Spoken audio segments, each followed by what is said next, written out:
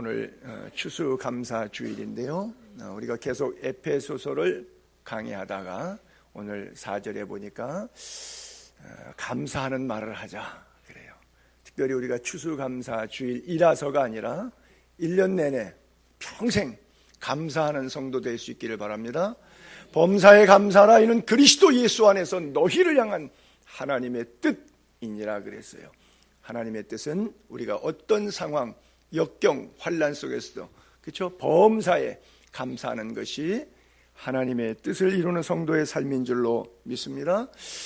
11월 셋째 주일이면 해마다 우리가 추수감사 주일 예배를 드리는데 그것은 왜 요 날 드리느냐는 날짜 선정한 것은 미국 선교사들이 한국에 복음을 전해준 것과 연관성이 있습니다.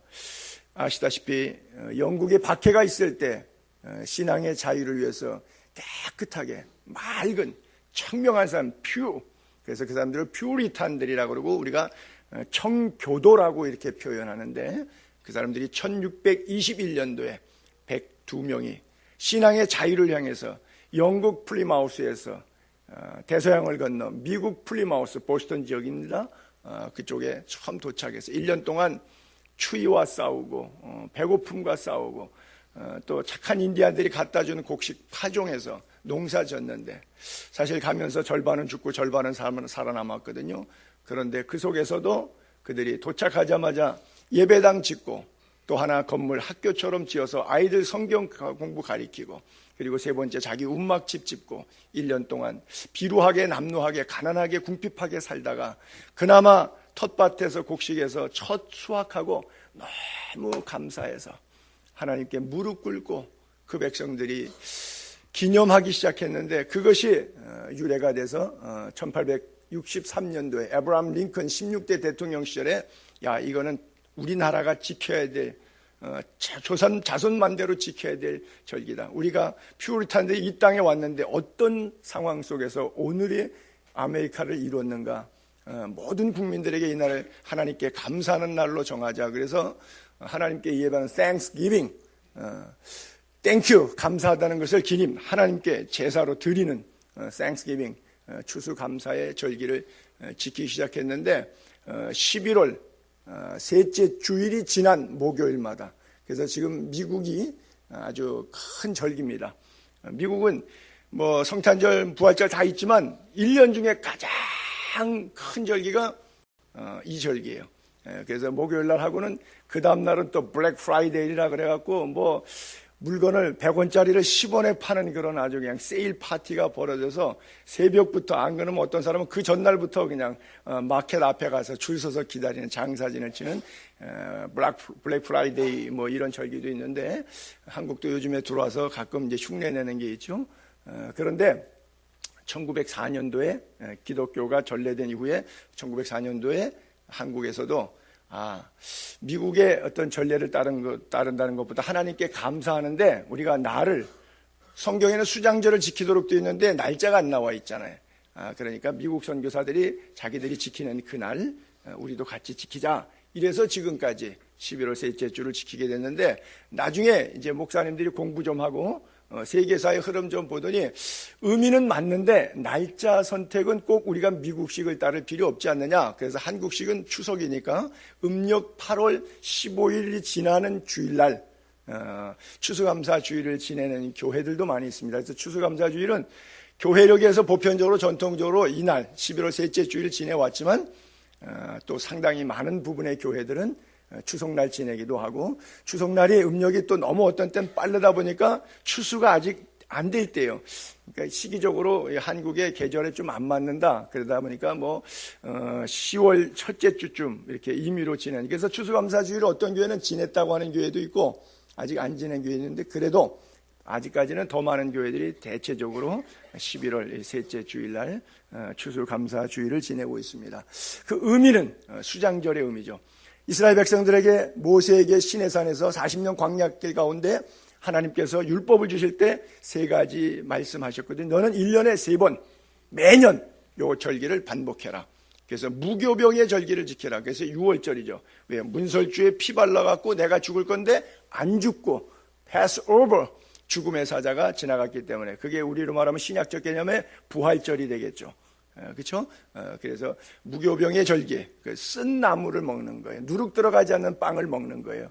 그러니까 430년 동안 쓴 나무를 먹고 고생하고 노예 생활하고 학정 속에 힘들었는데 하나님의 전격적인 은혜로 탈출하게 되었다, 출애굽하게 되었다. 그날을 기리는 날이에요, 절기를.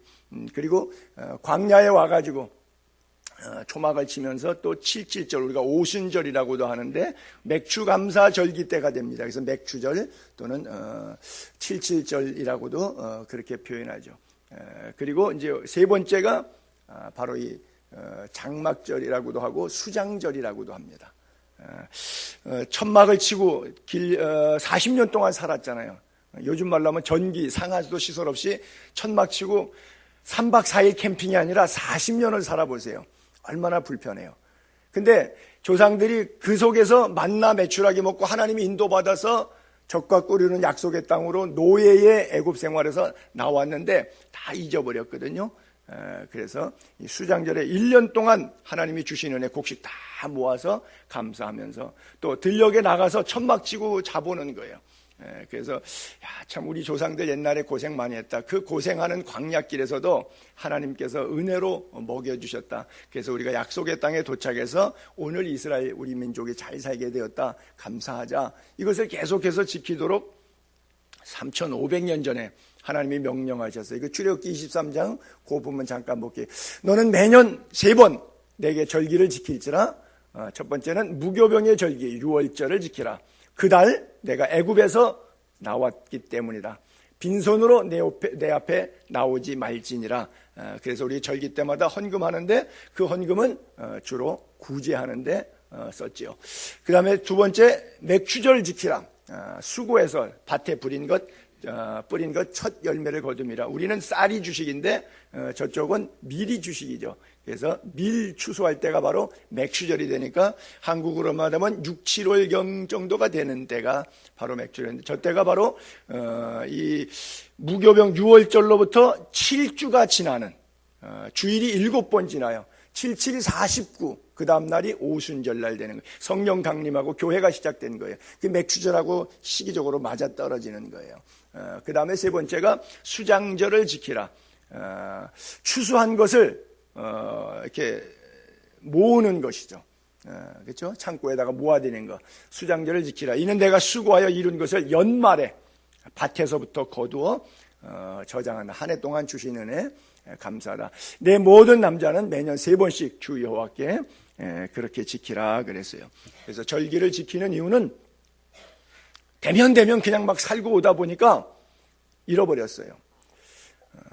그리고 불평하고 싸우고 원망하고 마치 하나님 없는 사람처럼 사는 거예요. 하나님의 은혜 때문에 감사하다 그러고 신앙생활 시작할 때는 잘했는데 조금 가다 보니까 흔히 말해서 신랑이 더디움으로 등과 기름을 준비했는데 등은 남았는데 기름은 떨어져서 waste time, 이게 이제 시간이 지나갔기 때문에 그것을 다시 또 이제 채우기 위해서 성령의 기름을 붓듯이 바로 이 절기를 지켜서 어떤 절기 때마다 하나님의 은혜에 대해서 감사하게 하고, 그리고 또 하나 빈손으로 보이지 말라 그랬으니까 하나님 앞에 한 해 동안 주신 은혜에 대한 것들을 하나님 앞에 드려서 그것으로 하여금 고아원도 가고 양로원도 가고 어려운 사람들. 그래서 수장절 전에 보게 되면 추수할 때 보게 되면 레위기서의 법령이 나와요. 사각으로 되어 있으면 추수할 때 귀탱이는 절대 이렇게 낫을 대지 못하도록 됐어요. 왜요? 가난한 사람들이 추수가 다 끝난 다음에 땅 주인들은 추수할 게 많지만 땅이 없는 가난한 소작농들은 어렵잖아요.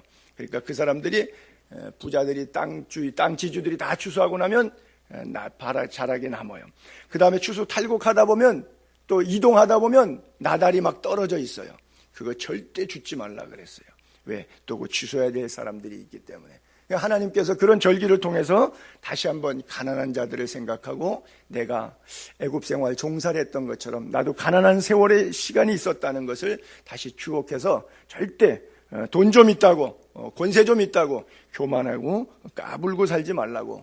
그래서 절기 때마다 자꾸 꺾어서 1년 3번씩 리마인드 기억시켜줬던 것이 바로 이 절기의 이유입니다.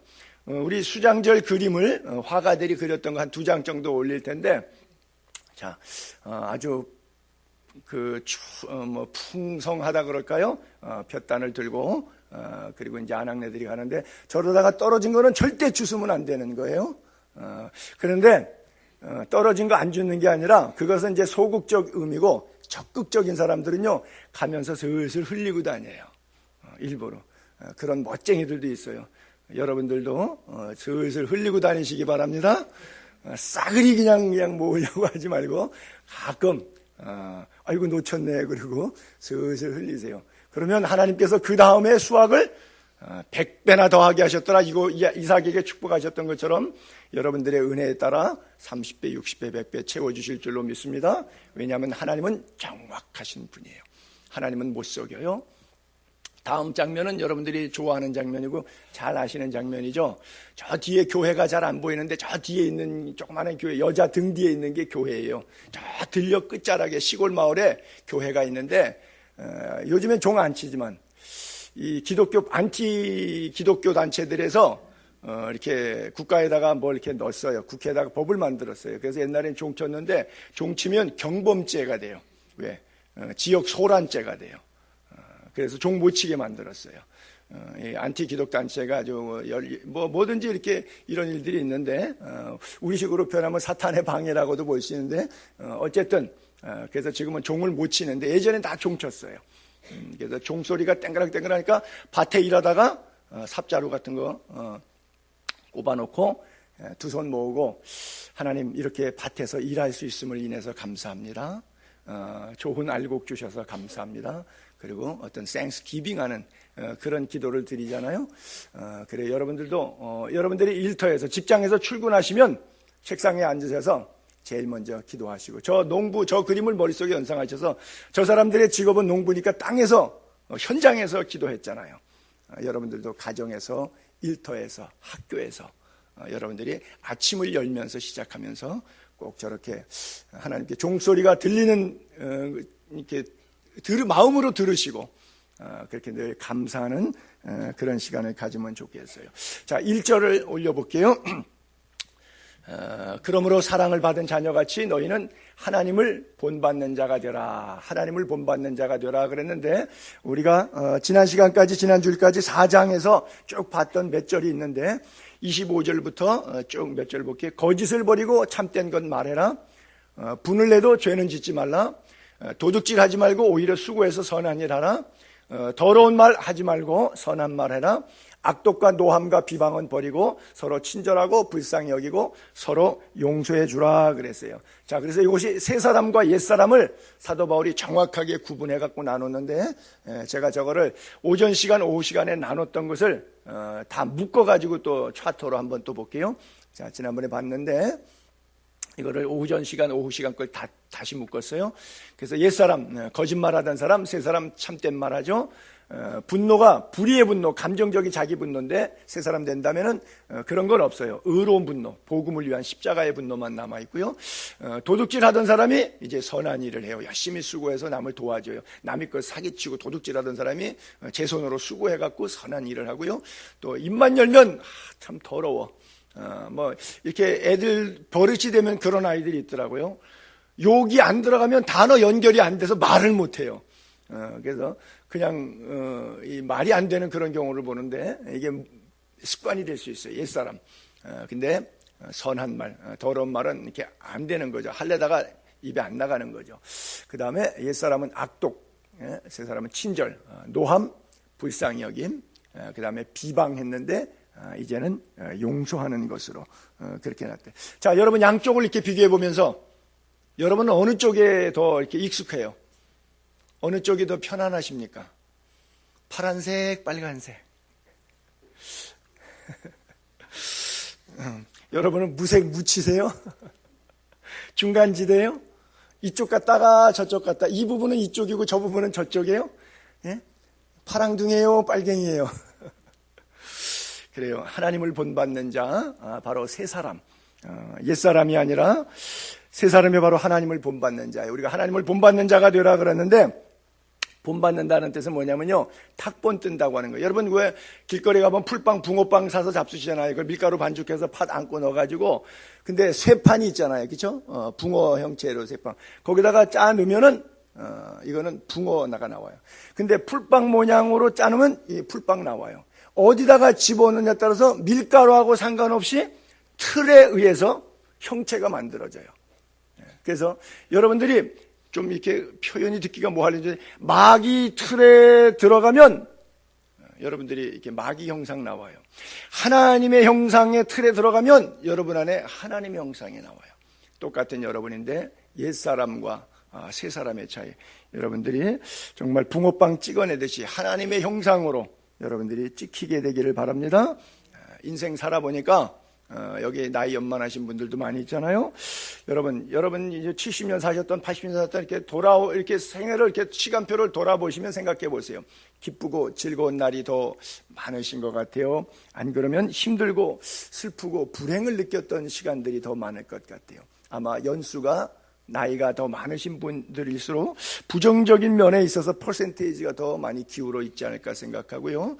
여러분들 가운데 예수 믿은 지 몇 년 안 되신 분도 계시고 몇십 년 되신 분들도 계실 거예요. 신앙생활해 보니까 은혜와 진리가 충만해서 정말 세상과 나는 간 곳 없고 구속의 주님만 보이고 초가 삼간도 만족하면서 하늘에 소망을 두고 기쁘게 살게, 은혜가 충만하게 살아왔던 시간, 사랑이 넘치는 시간이 많았던 것 같아요. 안 그러면 교회 와갖고 열받고 미워하고 분노하고 왔다 갔다 하고 힘들 시간이 신앙생활하면서 더 많았던 것 같아요. 어떤 주일 52주 가운데 1년에 어떻게 주일을 보내셨던 것 같아요. 아마 부정적인 게 더 많은 퍼센테이지를 차지하고 있지 않을까 생각하는데, 그것은 연조가 오랜 사람일수록, 예수 믿은 지 오랜 사람일수록 더 그렇고, 예수 믿은 지 얼마 안 된 사람들은 훨씬 더 기쁨이 더 많지 않을까. 은혜가 넘치고 나 같은 죄인 살리셨는데 내가 용서 못할 게 뭐가 있겠는가 하는 사랑과 격려가 많고, 예수 오래 믿은 사람은 이제 감각이 굳어져서 그냥 재고집대로 하려고 하는 그런 의지가 많겠죠. 그리고 상대에 대한 미움과 분노가 가득하겠죠. 그래서 절기가 필요한 거예요. 돌아보면서 내가 어떻게 은혜 받았는데, 나를 어떻게 출애굽 시켜줬는데, 내가 광야에서 어떻게 만나를 먹고 하나님의 은혜 가운데 살아왔는데, 이것을 자꾸 리마인드 시켜주는 거예요.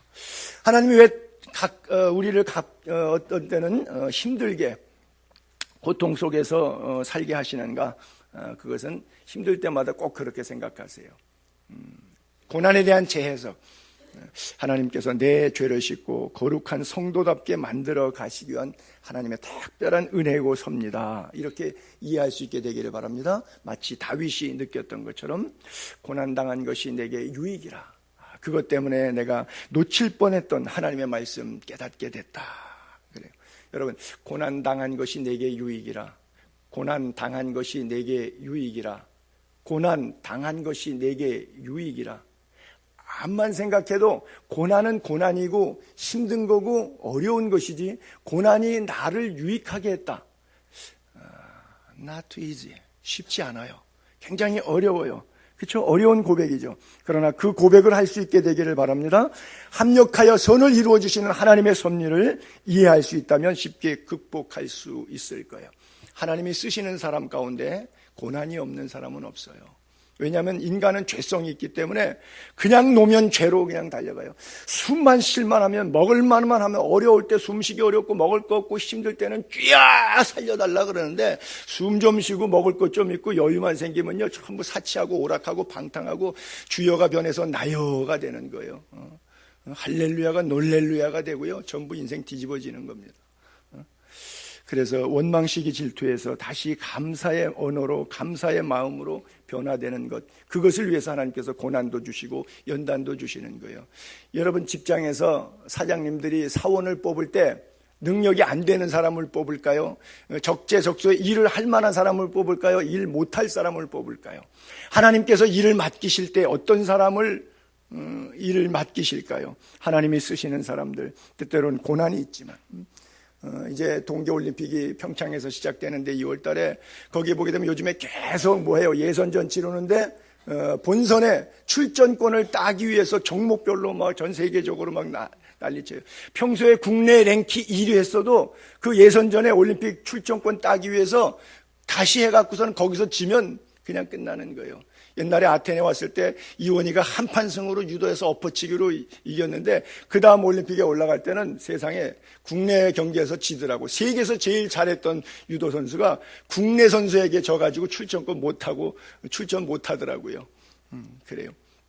여러분, 잘한다고 늘 잘하는 게 아니에요. 목사니까 목사님은 늘 잘하겠지. 천만의 말씀이요. 잘하기는 쥐뿔, 개뿔. 전혀 잘하지 않아요. 늘 자신을 쳐서 말씀 앞에 복종하지 않는 한 우리는 똑바른 신앙생활을 할 수가 없어요. 옛날에 충만했다고 그 충만 갖고 평생 충만 가는 줄 아는데 그렇지 않습니다. 여러분들이 늘 날마다 새로워질 수 있게 되기를 바랍니다. 주님이 뭐라 그래요? 새 술은 새 포도주에. 작년에 이 포도주 여기다가 담았는데요. 이 불에다가 담았는데 아니에요. 금년 농사 져갖고 새술 나왔을 때는 또 새 포도주 필요한 거예요. 여러분들의 영혼이 날마다 새롭게 되기를 바라고요. 옛사람을 벗어버리고 새 사람으로 늘 변화될 수 있게 되기를 바랍니다. 집도 하나 리모델링 하려고 그러면 어떻게 해요? 벽을 부셔야 될 것 아니에요. 그렇잖아요. 내 인생이 하나님이 더 확장해서 더 크게 쓰시려면 이 밴댕이 속이라 그러죠. 아주 좁은 속을 이걸 갖다가 허물어야 될 것 아니에요. 그러다 보니까 나는 나를 지키고 싶은 보수 성향이 강하니까 자꾸 하나님 이거 왜 이래요? 그냥 쓰시지 왜 나 힘들게 해서 쓰시려고 그래요? 그리고 자꾸 자기를 방어하려고 하는 방어 기제가 발동이 돼요. 그러지 마시고 힘들어도 하나님 내 생애를 가장 좋은 것도 너희를 향한 나의 생각은 내가 하나니 재앙이 아니라고 평안이요 너희 장래 소망을 주려 하는 것이다. 미래를 주기 위한 것이다. 하나님의 계획을 분명히 믿습니다. 마음껏 나를 사용하여 주옵소서. 내 뜻대로 마옵시고 아버지의 뜻대로 하옵소서. 그것이 하나님을 본받는 자의 삶이에요. 여러분 운동을 통해서도 안 그러면 음식을 통해서도 체질을 개선하려고 그러면 이게 하루 이틀 걸리는 게 아니라 보통 어려운 게 아니에요. 그런데 육의 사람, 옛사람의 성품이 있는데 이것을 영의 사람, 새 사람의 성품으로 체질을 개선했는데 영적 체질이 개선되는데 이게 덤벙덤벙 쉽게 될 것 같습니까? 그렇지 않아요.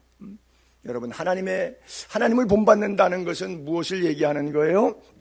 도덕적, 윤리적 성인 군자가 된다는 게 아니라 하나님의 DNA를 내가 받는 거예요. 나는 원죄를 타고나고 그 원죄 때문에 자범죄 범하는 것을 늘 밥 먹듯이 떡 먹듯이 하는 내가 어떻게 온전하신 하나님, 죄와 상관이 없으신 그 하나님의 영적 DNA가 죄 많은 내 속에 들어오는데 이 체질이 개선되는데 옛사람이 새사람으로 덧입게 되는데 옛사람 벗고 새사람 입는데 그 과정 속에 스트러클한 그런 문제들이 왜 일어나지 않겠어요?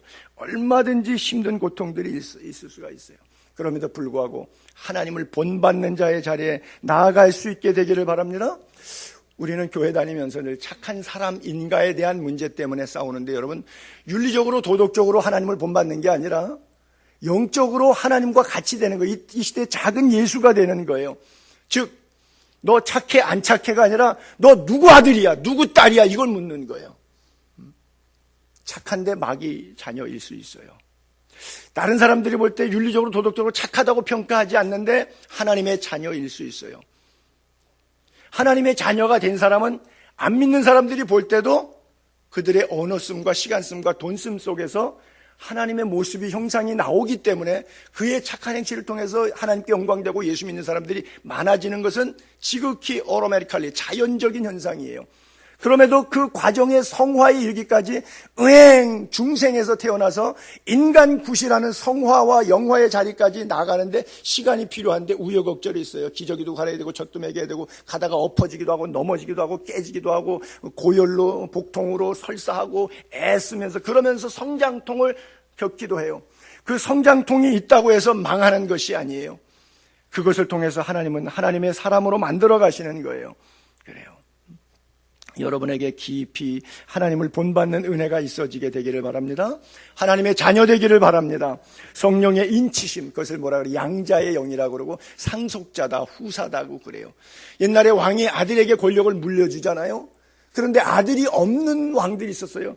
첩들을 몇을 뒀는데도 여인의 문제가 아니라 남성의 문제이기 때문에 자손을 못 보는 왕들이 있었어요. 그 왕들은 어떻게 권력을 계승했죠? 후사를 두죠.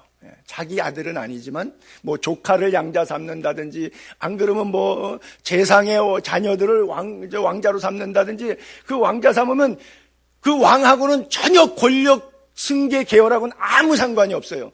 근데 세상 말로 대박 나는 거예요. 그냥 왕이 공짜로 얻는 거예요.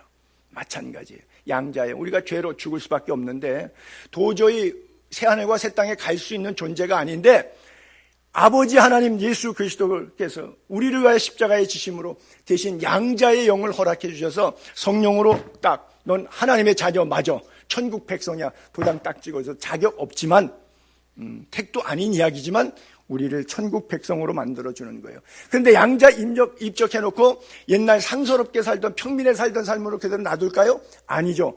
아버지가 왕권을 줘야 되니까 내 친아들은 아니라 양자를 삼았지만 이 양자를 왕위를 계승할 수 있는 능력자로 만들어 가시겠죠.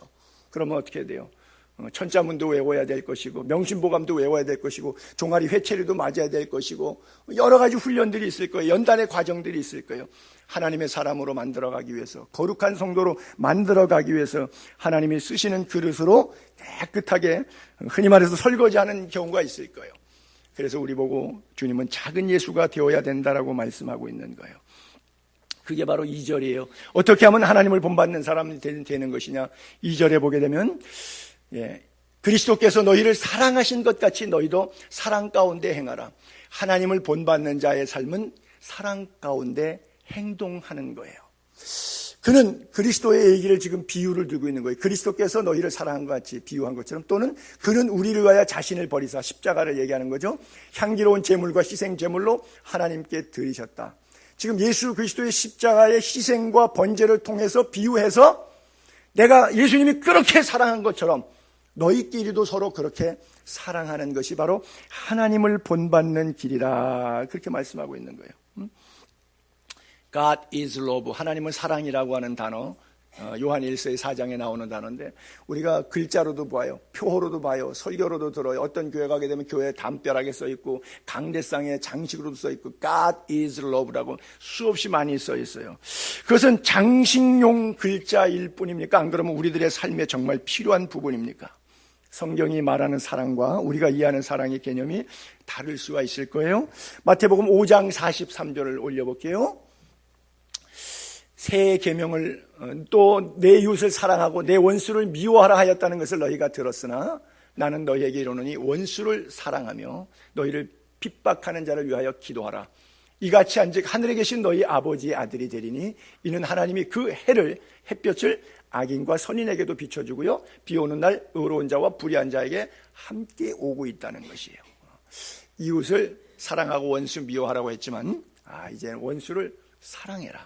위에서 기도해줘라. 그러면 하나님의 자녀가 된다 그랬어요. 율법에 매여 사는 옛 사람이 아니라 은혜 안에 자유롭게 사는 새 사람의 삶을 그렇게 표현해주고 있어요. 우리가 신앙생활하면서 너무 단조롭고 지루하고 역동성이 없는 병들어서 넘어지는 이유들이 대부분 이런 것들이죠. 신앙생활하다가 옳다, 그르다, 맞다, 안 맞다 이런 싸움하는데 여러분 기독교는 절대 옳고 그름의 싸움이 아니에요. 왜요? 둘 다 죄인이니까. 둘 다 틀린 거예요. 누구 하나 옳은 사람이 없어요. 그러나 이제 하나님의 자녀가 되었기 때문에 내가 어떤 모습으로 살고 있느냐로 바로 하나님의 자녀됨을 증명해내야 되는 거예요. 내가 하나님의 자녀가 된 것이 옳아서입니까? 아니죠. 하나님의 사랑 때문에 하나님의 자녀가 됐지 내가 옳아서 하나님의 자녀가 되지 않았는데 왜 상대를 그르다하고 자꾸 옳은 방향을 지시하려고 합니까? 예수님께서 내가 너희를 사랑한 것 같이 너희도 서로 사랑하라 그랬어요.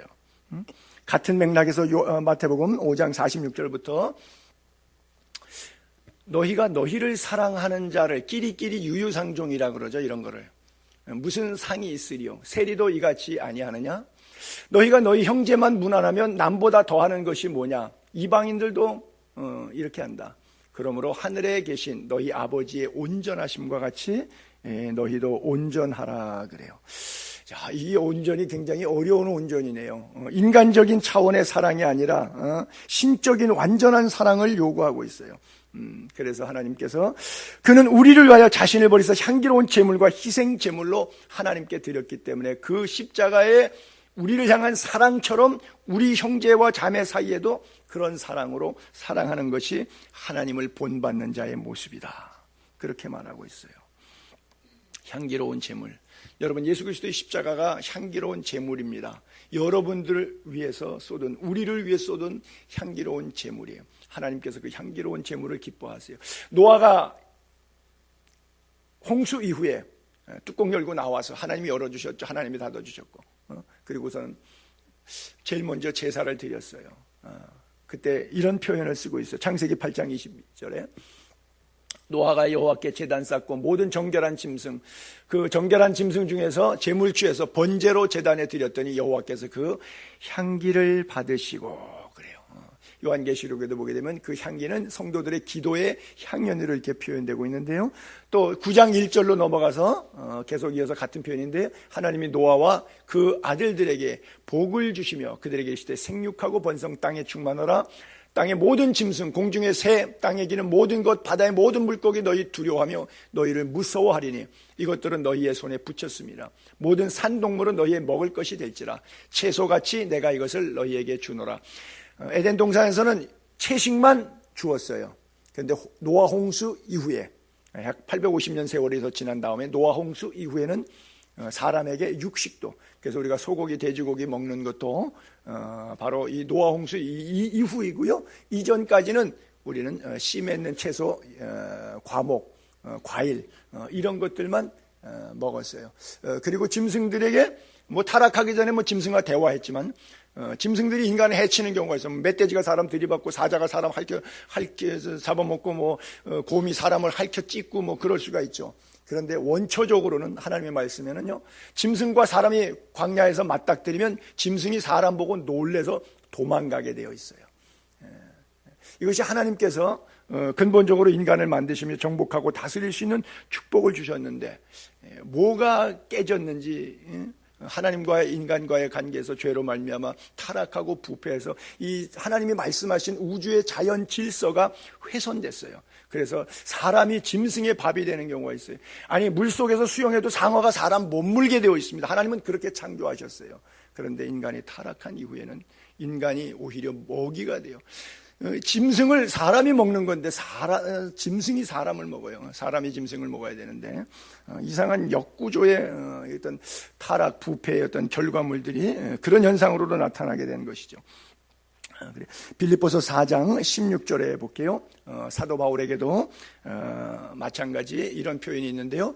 데살로니가에 있을 때 너희가 한 번뿐 아니라 두 번이나 나 있을 것을 보냈다. 빌립보 교회 교인들이 데살로니가 있을 때 사도 바울에게 선교헌금을 보내준 것을 얘기하고 있는 거고요. 또 내가 선물을 구하며 하니까 받았으니까 사도 바울이 고맙다고 하니까 또 보내라고 이런 얘기를 오해할까봐, 아유, 지난번에 참 잘 받았어요, 고마워요, 한 번 인사하면 되는데 자꾸 두 번, 세 번 하니까 이건 뭐야, 돈 또 달래는 거야, 뭐야, 이렇게 오해할까봐 이렇게 썼어요. 내가 선물을 구함이 아니요 오직 너희에게 유익하도록 풍성한 열매를 구함이라. 내게는 모든 것이 있고 또 풍부한지라. 에바브로디도편에 너희가 준 것을 받음으로 내가 풍족하니 이는 받으실 만한 향기로운 제물이요 하나님을 기쁘시게 한 것이라 그랬어요. 바로 그들이 영치금으로 보냈던 로마의 감옥에 갇혀있던 사도 바울에게 보낸 것들이, 그 선교헌금을 바로 사도 바울을 위한 것이 아니라 바로 향기로운 제물이었고 하나님을 기쁘게 한 것이라 그랬어요.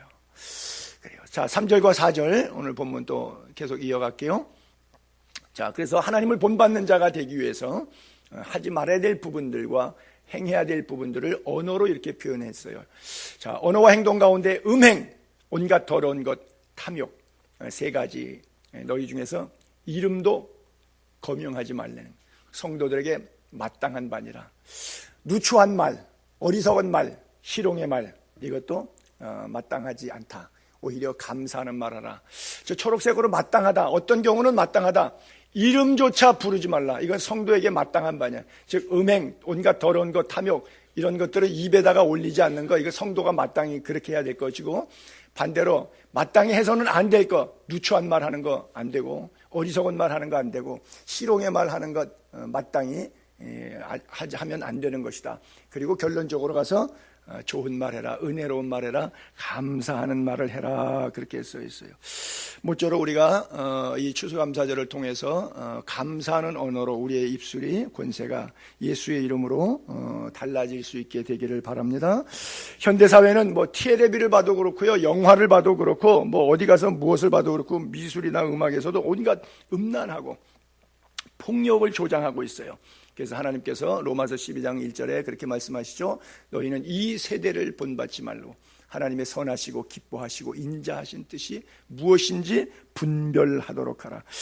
여러분, 우리도 뭐 저도 자녀들을 기르고 있지만 그 자녀들을 어디까지 이게 이 공중권세 잡은 사탄의 세력이 뭐 폭력성과 음란성이 가득한 세상에서 어디까지 이걸 분별을 해줘야 좋지. 왜냐하면 이제 부모 앞에서 살지 않잖아요. 슬아 있는 자녀가 아니라 무릎에서 다 벗어난 자녀들이잖아요.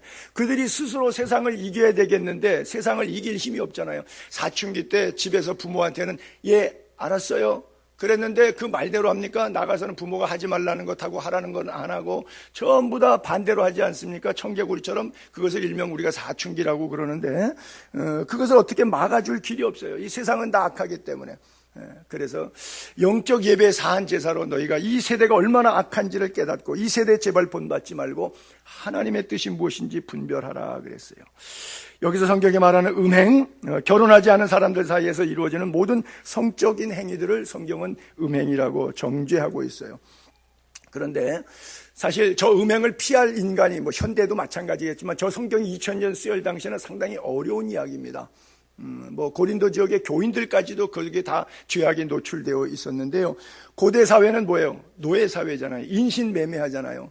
그러니까 사람을 돈 주고 사가지고 내 집의 노예는 죽여도 살인죄가 해당되지 않잖아요.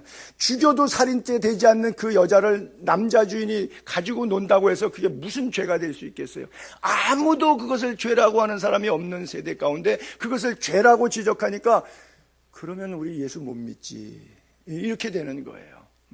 그럼에도 불구하고 그런 세대를 향해서 외치는 거예요.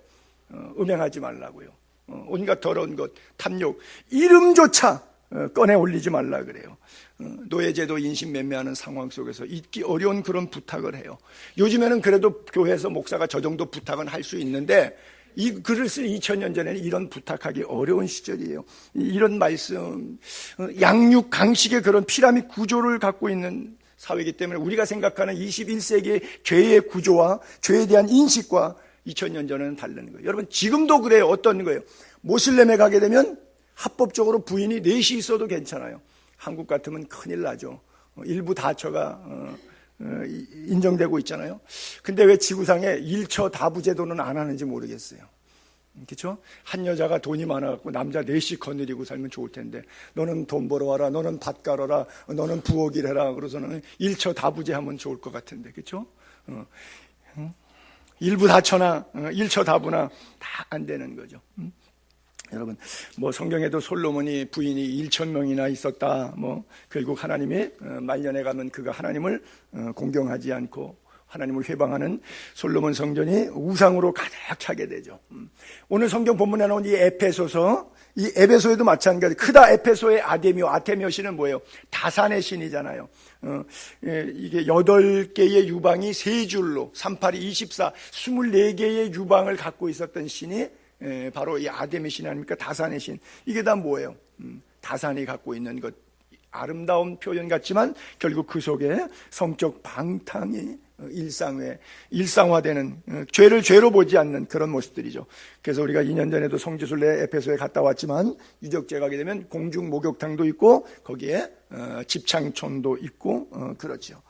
당시 철학사상에 있었던 에피쿠레스 학파들도 마찬가지예요. 뭐 지식뿐만이 아니라 육적인 모든 면에 있어서 인간이 본능이 지식을 추구하던 식욕을 추구하던 성욕을 추구하던 인간의 본능은 선한 것이기 때문에 본능이 원하는 것을 다 하게 해주는 것이 바른 삶이지 본능을 억제하고 억어하는 것은 악한 짓이다 라고 하는 철학 사고방식이 바로 에피쿠레스 학파의 사람들의 철학 사고방식이었어요. 그럼 그런 철학 사상과 저런 사회적 신화적 배경 문화 속에 살고 있는 사람들이 갖고 있는 죄에 대한 개념과 오늘 우리가 생각하는 죄의 개념은 분명히 다른 것이죠. 그렇죠? 이런 시대적 상황 속에서도 성도들에게 이것은 마땅히 안 해야 될 것이고 이것은 마땅히 해야 될 것이다 이렇게 표현하고 있어요. 다 아시지만 제가 한자로 써갖고 한번 올려볼게요. 성도, 거룩한 물이라고 하는데 제가 국어사전을 어젯밤에 이렇게 찾아보니까 그렇게 써 있더라고요. 기독교 신자의 존칭 이렇게 써 있어요. 제가 이거 읽고 좀 저기 충격을 받았어요. 아, 세상 사람들은 이 단어를 이렇게 이해하고 있구나. 국어사전에 보니까 기독교 신자의 존칭이라고 되어 있어요. 성도라고 하는 것이 거룩하다는 것이죠. 기독교 신자는 거룩하다고 세상에 그래 써 있어요. 정말인가요? 아니잖아요. 근데 우리끼리 알잖아요.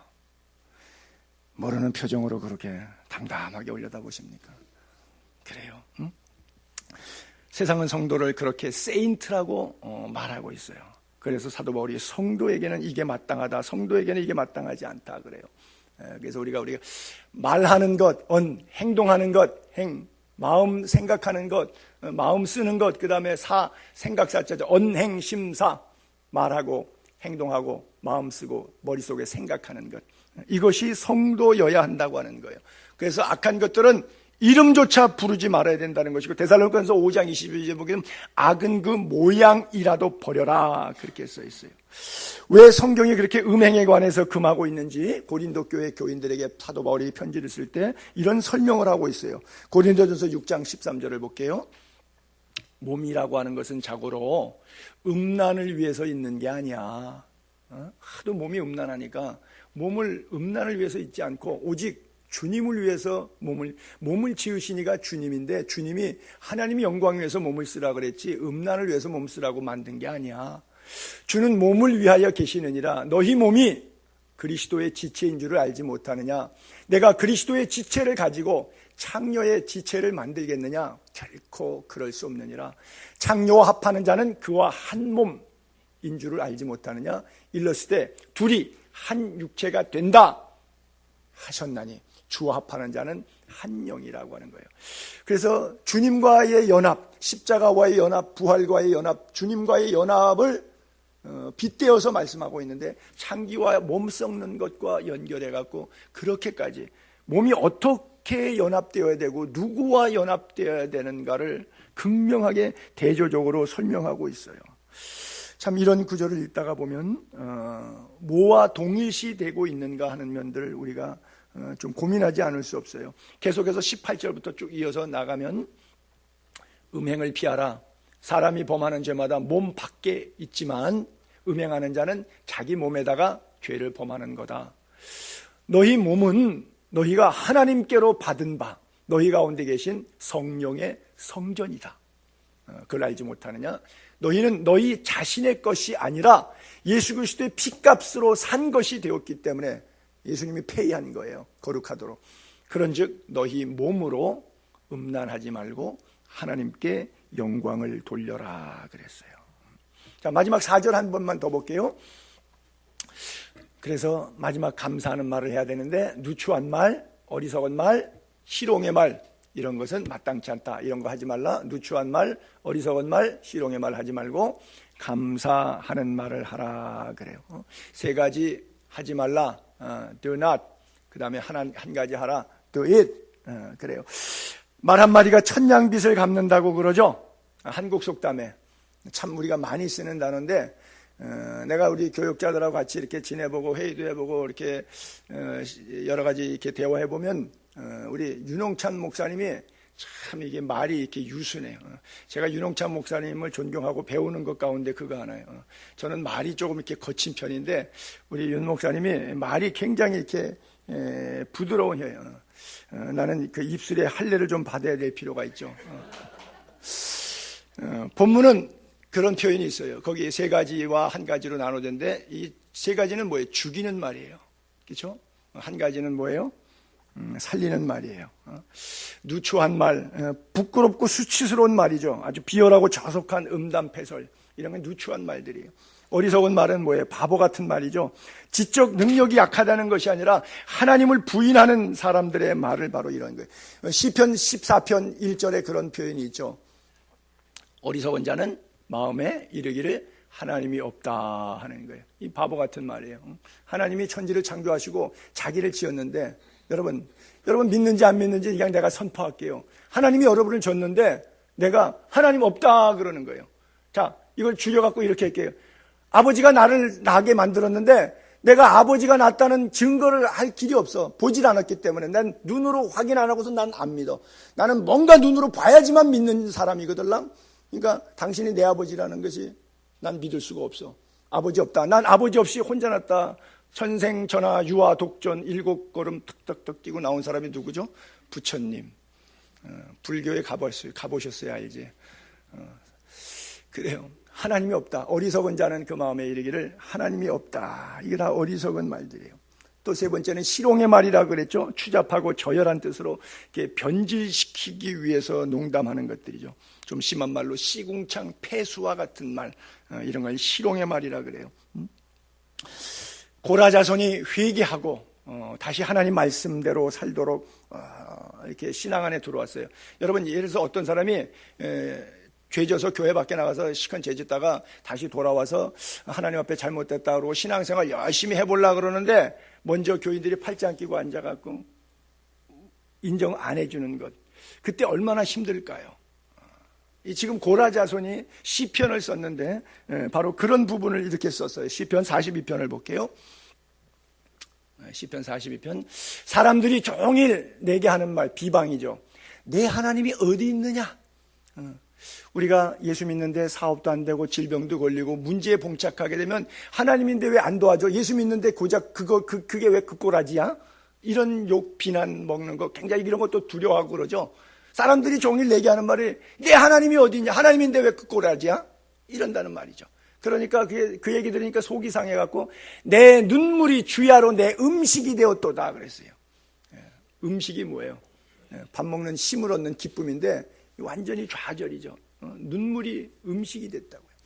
내가 전에 성의를 지키는 무리와 동행하여 매주일마다 예배당 올라가고 주의를 지키고 이렇게 무리와 동행하고 성도들과 함께 동행했어요. 동행, 기쁨, 감사의 소리, 하나님의 집으로 인도 이랬더니 이제는 과거에 그랬는데 오늘 내 하나님이 어디 있냐는 이런 비방도리와 내 주변에 원치 않는 그 상황들로 인해서 내 마음이 상하는도다. 눈물이 주야로 음식이 되고 내 마음이 상해 있는 상태에 대해서 고라자손이 그렇게 표현하고 있어요. 이게 다 왜 이런 일들이 오느냐? 바로 희롱의 말을 듣는데 고라자손이 힘들어진 거예요. 그래서 하나님께서 이 어리석은 말, 바보 같은 소리 하지 말고 희롱의 말 하지 말고 정말 참말을 하는데 감사하는 말을 하라라고 하는 거예요. 여러분, 감사라고 하는 헬라어는 에파리스토라고 하는데 F라고 하는 게 에브게니가 좋다는 말이에요. 아주 so blessing, 좋은 상태를 얘기하는 거예요. 그 다음에 카리스는 은혜를 얘기하는 거예요. 그럼 좋은 은혜라고 하는 두 단어가 에파리스토예요. 유카리스티아라고 고대 헬라어 이렇게 말하는데 이게 감사라는 단어가 두 개가 붙은 거예요. 좋은 은혜. 다른 말로 은혜로운 말. 이게 감사가 뭐예요? 감사라고 하는 단어는 은혜로운 말이라고 하는 거예요. 왜 성경에도 우리가 지난 시간에 에베소 4장 할 때 29절에 그랬잖아요. 무릇 더러운 말은 너 입 밖에도 내지 말고 오직 덕을 세우는 데 소용되는 대로 선한 말을 하여 듣는 자들에게 은혜를 끼치게 하라 그랬잖아요. 마지막 한 절만 더 볼게요. 시편 50편 23절. 한번 여기는 큰 소리로 같이 읽어볼까요? 시작. 감사로 제사를 드리는 자가 나를 영화롭게 하나니 그의 행위를 옳게 하는 자에게 내가 하나님의 구원을 보이리라. 아멘. 이제 추수감사주를 통해 우리의 언어가 감사의 언어로 바뀔 수 있게 되기를 축복합니다. 이제 가정에 돌아가셔서도요, 일터에서도 교회에서도 언제 어디서나 누구를 만나도 감사의 언어를 사용하고 감사의 기적을 체험할 수 있게 되기를 바랍니다. 그래요. 우리 장로님들 감사합니다. 권사님들 감사합니다. 집사님들 감사합니다. 성도님들 참 감사합니다. 기도할게요.